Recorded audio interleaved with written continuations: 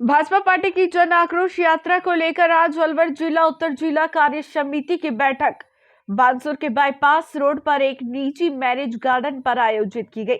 बैठक में पूर्व प्रदेश अध्यक्ष अशोक परनामी सहित जिले भर के सभी भाजपा पदाधिकारियों ने भाग लिया। वहीं पूर्व प्रदेश अध्यक्ष ने जिले के पदाधिकारियों और कार्यकर्ताओं के साथ बैठक कर पार्टी की रीति नीति को लेकर वार्ता की।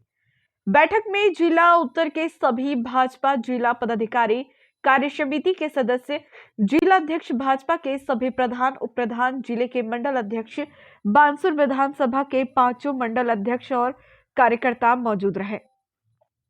वहीं भाजपा वक्ताओं ने केंद्र सरकार की लोक कल्याणकारी योजनाओं को लेकर विस्तार से कार्यकर्ताओं को जानकारी दी गई। वहीं उन्होंने राजस्थान सरकार पर निशाना साधते हुए कहा कि राजस्थान में अपराधी बेलगाम होते जा रहे हैं, वही सरकार मदहोश है। राजस्थान में प्रतिदिन दर्दनाक घटनाएं हो रही। 4 साल की सरकार में 7,000 से ज्यादा निर्दोष लोगों की हत्या हो चुकी है। वहीं अभी तक 8,41,000 से ज्यादा मुकदमे दर्ज हो चुके हैं। 27,000 से ज्यादा बेटियों के साथ दुष्कर्म और 1,65,000 से ज्यादा महिलाओं के साथ अत्याचार के मुकदमे दर्ज हो चुके हैं।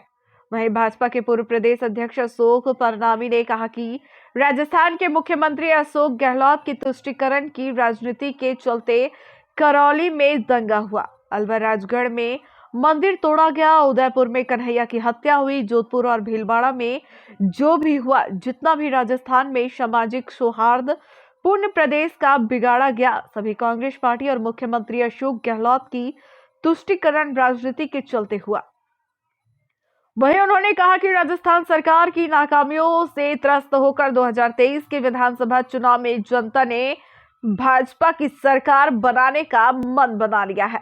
इस बार कांग्रेस को राजस्थान से उखाड़ फेंकेगी और भारतीय जनता पार्टी को न केवल सत्ता सौंपेगी बल्कि बड़े बहुमत के साथ सत्ता में लेकर आएंगी। वहीं राजस्थान में मुख्यमंत्री के चेहरे को लेकर पूर्व प्रदेश अध्यक्ष ने कहा कि राजस्थान में मुख्यमंत्री का चेहरा भाजपा का पार्लियामेंट्री बोर्ड ही तय करेगा। जनता पार्टी एक संस्कारित पार्टी है और संगठन निष्ठ पार्टी है। भारतीय जनता पार्टी में मतभेद तो हो सकते हैं परंतु मनभेद बिल्कुल नहीं है।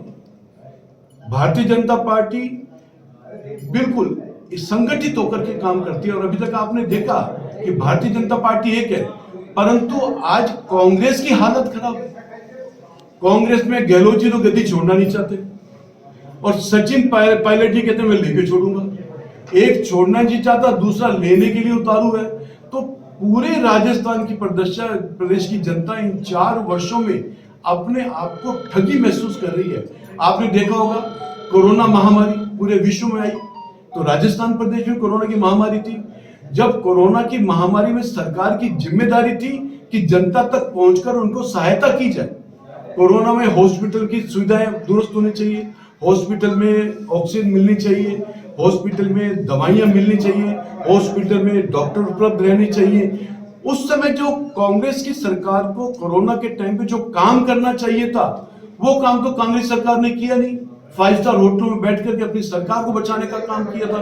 जितने भी सुविधाएं उस कोरोना काल में दी गई वो हमारे देश के प्रधानमंत्री आदरणीय नरेंद्र भाई मोदी जी के द्वारा दी गई। चाहे ऑक्सीजन की सप्लाई बाधित हुई उसको भी ठीक करने का काम हमारी सरकार ने किया। आपको मास्क उपलब्ध नहीं था वो भी देने का काम किया, किट उपलब्ध नहीं वो भी देने का काम किया था। यहां तक कि गहलोत साहब ने कह दिया था कि हम वैक्सीनेशन अपने स्तर पर अरेंज करेंगे। उनका ये स्टेटमेंट था कि हम राजस्थान प्रदेश में अपने स्तर पर वैक्सीनेशन को अरेंज करेंगे, वो नहीं कर पाए। फिर उन्होंने केंद्र सरकार को मोदी जी को निवेदन किया। तो मैं धन्यवाद देना चाहता हूं हमारे देश के प्रधानमंत्री आदरणीय नरेंद्र भाई मोदी जी को, जिन्होंने इमीडिएट वैक्सीनेशन का निर्माण भी देश में किया और पूरे देश में हर व्यक्ति को 2 वैक्सीनेशन लगे उसको भी सुनिश्चित किया। कांग्रेस की सरकार को यहाँ राजस्थान प्रदेश में तो खाली वैक्सीनेशन तो मुफ्त आ रही थी, खाली उसको लगाने का काम करना था, उसमें भी राजनीति की कांग्रेस की सरकार ने।